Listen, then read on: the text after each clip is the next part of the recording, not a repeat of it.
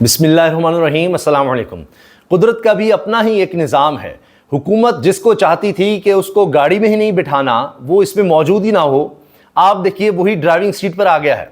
बात कर रहा हूँ मैं मंसूर अली शाह साहब की, जो सीनियर जज हैं अब इस वक्त सुप्रीम कोर्ट में, जिनको चीफ जस्टिस नहीं लगाया गया और याया अफरीदी को चीफ जस्टिस लगा दिया गया इसलिए कि जी मंसूर अली शाह साहब आउट हो जाएं, वो इस्तीफा ही दे दें।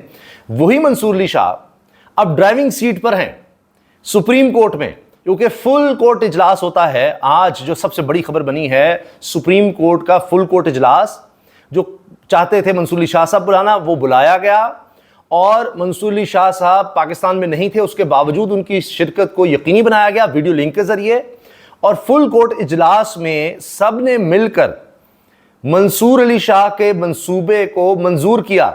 मंसूर का मंसूबा मंजूर हुआ और ये पाकिस्तान की हिस्ट्री में एक नया कदम है। मंसूर अली शाह साहब बड़े डायनामिक और बड़े लायक जज हैं और लायक आदमी से, इस तरह के लोगों से तो इस हुकूमत को चिढ़ है।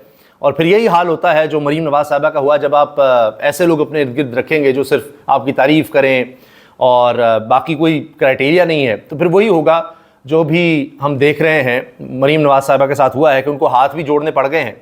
और उनके करीब रहने वाली शख्सियत हिना परवेज़ भट्ट साहिबा ने जो बयान दे दिया है मरीम नवाज साहिबा की परफॉर्मेंस पर, वो भी दिलचस्प है, वो भी आपको सुनवाएंगे। तो मंसूर अली शाह साहब ने एक प्लान दिया है कि एक महीने में किस तरह से हम केसेस को तेज़ी से सुन सकते हैं। अब इस प्लान की मंजूरी दे दी गई है, पहले 1 महीने के लिए, फिर 3 महीने के लिए, फिर 6 माह के लिए, ताकि ये जो बैकलॉग है, ख़ासतौर पर काजी फैसल साहब के दौर में जो बेड़ा गर्क हुआ है जुडिशरी का, और तारीख़ में रिकॉर्ड सतह पर केसेस की तादाद पहुंच गई, 60,000 से ज़्यादा बढ़ गए सुप्रीम कोर्ट में केसेस, उनको हम किस तरह से कम कर सकते हैं और बेहतर तरीके से चीज़ों को आगे ले जा सकते हैं, उसकी मंजूरी दे दी गई है।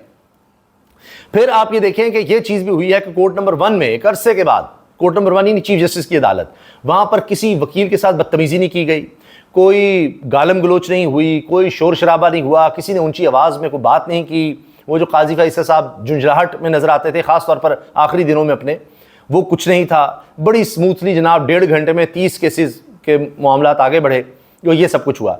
तो एक बहुत अच्छा एक तासुर भी गया, एक बड़ी ज़बरदस्त तब्दीली है। तब्दीली आ नहीं रही, सुप्रीम कोर्ट में भी तब्दीली आ गई है और अच्छी तब्दीली आई है कि सब जजेस बैठे हैं इकट्ठे और एक वर्किंग रिलेशनशिप नज़र आया है। और अब 2 दिसंबर को दोबारा फुल कोर्ट इजलास होना है, 2 दिसंबर को, तो चीज़ें आगे बढ़ रही हैं। और जो तस्वीर सामने आई है फुल कोर्ट इजलास की, वो भी बड़ी दिलचस्प है। उसकी सिटिंग भी बड़ी ज़बरदस्त है और चीफ जस्टिस के एक तरफ मुनीब अख्तर साहब बैठे नज़र आ रहे हैं, जो मंसूर अली शाह के बाद सीनियर मोस्ट जज हैं। तो हुकूमत के लिए ना तस्वीर अच्छी आई है, ना कोई वीडियो अच्छी आई है, क्योंकि एक और वीडियो आई है जिसमें मियाँ नवाज शरीफ साहब जब जा रहे हैं अमेरिका के लिए, अब लंदन से अमेरिका जा रहे हैं और काजी फैसल साहब लंदन पहुँचे हैं, मियाँ साहब आगे अमेरिका चले गए। लेकिन परेशानी की बात नहीं, क्योंकि शायद 4 दिन बाद उन्होंने दोबारा लंदन आ जाना है मियाँ साहब ने, अभी तक तो यही प्लान है। और काजी फैसल साहब 1 हफ्ते के लिए यहाँ पर हैं, तो हो सकता है उनकी मुलाकात भी हो जाए, दोबारा इकट्ठे भी हो जाएं। और एक दूसरे के लिए तो बहुत ज़्यादा प्यार मोहब्बत है। और साथ ही पाकिस्तान आए, यानी जैसे ही काजी फैसल साहब चीफ जस्टिस बने हैं तो मियाँ नवाज शरीफ साहब भी उसी वक्त वापस आए और उनके केसेस ख़त्म हुए। अब मियाँ साहब लंदन गए हैं तो काजी साहब भी वहाँ पर पहुँच गए। तो अब वहाँ पर सवाल हुआ मियाँ नवाज शरीफ से कि जी आप पाकिस्तान गए वज़ीर आज़म बनने, तो वज़ीर आज़म क्यों नहीं बने जाकर?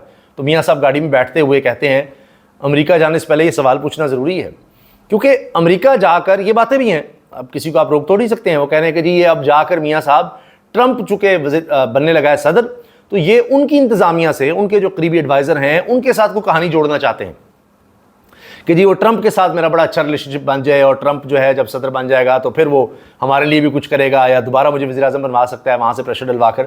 अब इस तरह की बातें लोग करते हैं, तो वो अमेरिका इस चक्कर में भी जा रहे हैं कि वहाँ को बड़ा एडवाइज़र है, उसके साथ मिल मिला कुछ कर लेंगे। इस तरह की बातें चल रही हैं जी सोशल मीडिया पर भी। अब ये सुनिए मरीम नवाज साहिबा के हवाले से हिना परवेज़ भट्ट साहिबा क्या फरमा रही हैं और वो क्या कहती हैं मरीम नवाज साहिबा की परफॉर्मेंस पर, कि इतनी कम परफॉर्मेंस, मरीम नवाज साहिबा ने इतनी कम परफॉर्मेंस में इतना ज़्यादा काम किया है। अब ये जुमला आप ही समझिए या मुझे भी समझाइए, कम परफॉर्मेंस में ज़्यादा काम, शायद वो कहना चाह रही थी कम टाइम में, ये तो हो सकता है कम वक्त में उन्होंने बड़ा ज़्यादा काम किया है। तो उन्होंने कहा जी परफॉर्मेंस ही इनकी कम है। ये सुनिएगा। अपनी सीएम मरियम नवाज साहिबा को سپر سی ایم کا خطاب دوں گی کہ انہوں نے اپنی اتنی کم پرفارمنس میں الحمدللہ اتنا اچھا کام کیا ہے، اتنی کم پرفارمنس میں اتنا اچھا کام کیا ہے. تو یہ بڑا ہی دلچسپ جملہ ہے اور اس وقت بڑا یہ وائرل ہو رہا ہے. ایک انٹرویو آیا ہے جناب ARY پر JUI کے رہنما یا ان کے MN کہنا چاہیے جو کبھی تحریک انصاف میں تھے، نور عالم صاحب. انہوں نے تو مولانا فضل الرحمان صاحب پر ہی بندوقیں تان لی ہیں اور ان کے خلاف ہی شروع گئے ہیں، اور JUI نے جو کچھ کیا ہے وہ اس کے خلاف بات کر رہے ہیں.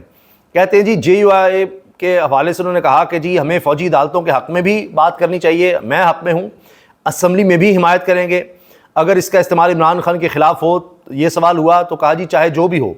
اور یہ کیسے بنیادی حقوق سلب ہوتے ہیں ذرا امریکہ میں جا کر دیکھیں، وہاں لائن میں لگے ہوتے ہیں، یہاں ان کو کیا مسئلہ ہے. اور میں نے مولانا کو کہا PTI کے خلاف ہم نے الیکشن لڑنا ہے، اگر سیٹ ایڈجسٹمنٹ بھی کریں گے تو آپ کو ووٹ نہیں ملیں گے، ملک چلانے کے لیے اسٹیبلشمنٹ کے ساتھ بیٹھنا پڑے گا. اور انہوں نے کہا کہ جی ترمیم کے لیے پارلیمنٹرینز کے غائب ہونے کے مولانا کے موقف کی بھی مخالفت کر دی کہ جی مولانا کہتے رہے ہمارے لوگ غائب ہوئے، کہتے ہیں جی کوئی نہیں غائب ہوئے، اسٹیبلشمنٹ کا ترمیم میں کردار نہ تھا، جو اداروں کے نام لے کر کہتے ہیں اٹھا لیا، یہ سارے ڈرامے ہیں. عجب آدمی ہے، جب تم اسمبلی میں آ جاتے تو وہاں کوئی اسٹیبلشمنٹ، اصل میں ہر پارٹی چاہتی ہے کہ ان کو ملے، کہ وہاں کوئی اسٹیبلشمنٹ نہیں ہوتی، باری ہوتی ہے. مریم نواز صاحبہ نے ہاتھ جوڑ دیے جی، باقاعدہ ان کی تصویر ویڈیو سامنے آ گئی ہے اور ہاتھ جوڑ کر کہتی ہیں کسان بھائیوں سے ہاتھ جوڑ کر التجا کرنا چاہتی ہوں کہ آپ اعتماد رکھیں، آپ کا بھروسہ مریم نواز نہیں ٹوٹنے دے گی، پوری کوشش کروں گی روٹی سستی رہے، آٹا بھی سستا رہے اور آپ کو بھی پروفٹ ملے. یہ ہاتھ جوڑ کر انہوں نے کہا ہے. کہ اب مجھے بتائیے کہ کسی کے ہاتھ جوڑ کر کمٹمنٹ کرنے پر آپ جائیں گے یا اس کے عمل پر جائیں گے؟ کیونکہ کسان رول گیا، برباد ہو گیا، انہوں نے اس سے گندم نہیں خریدی، اور جب وہ اونے پونے داموں بیچ گیا اور اس کے بعد پھر مہنگی کر دی، مڈل مین اٹھا کر لے گیا سارا کچھ. اور فلور مل والے بھی ان کے جاننے والے ہیں، شوگر مل لیں تو ان کی ماشاءاللہ خود بھی ہیں. تو کسان بھائیوں سے ہاتھ جوڑ کر التجا کرنا چاہتی ہوں کہ آپ اعتماد رکھیں. اعتماد کس پر کریں؟ آپ پر؟ بڑی بات ہے، کون کرے گا آپ پر اعتماد؟ آپ کا بھروسہ مریم نواز نہیں ٹوٹنے دے گی، بالکل اس طرح جس طرح ابھی نہیں توڑنے دیا تھا یا نہیں ٹوٹا تھا جب کہا جو مرضی ہو جائے بلیک میلنگ میں نہیں آؤں گی، پوری کوشش کروں گی. تو آپ جو پچھلے 3.25 سال سے آپ کا ہی اقتدار چل رہا ہے، اس میں جتنی کوششیں ہوئی ہیں وہ ساری دنیا کے سامنے ہیں، اور اس میں عام آدمی تو برباد ہی ہوا ہے. اچھا، اس کے علاوہ جناب جو بڑی زبردست چیز سامنے آ رہی ہے وہ یہ ہے کہ لوگ اپریشیٹ کر رہے ہیں کہ کس طرح سے جسٹس یحییٰ رفیدی معاملات کو لے کر چل رہے ہیں، اور پھر بیک لاگ ختم کرنے کے لیے، کارکردگی کو بہتر بنانے کے لیے اضافی تجاویز پیش کی سید جسٹس منصور علی شاہ صاحب نے، جن میں 1 ماہ، پھر 3 ماہ اور 6 ماہ کے پلان شامل ہیں. فل کورٹ کا اگلا اجلاس 2 دسمبر کو ہوگا. یہ فل کورٹ کا اعلامیہ بھی سامنے آ گیا ہے. اب اس کے بعد تو ظاہر ہے کہ حکومت کے لیے نئی پریشانی ہے کہ یہاں تو سارے اکٹھے ہو گئے ہیں ججز، اور ڈرائیونگ سیٹ پر تو آ گئے ہیں سید منصور علی شاہ صاحب. سارا منصوبہ تو ان کا چل رہا ہے، تو ہم نے یہ کیا کر دیا ہے؟ اجازت دیجیے، اللہ حافظ.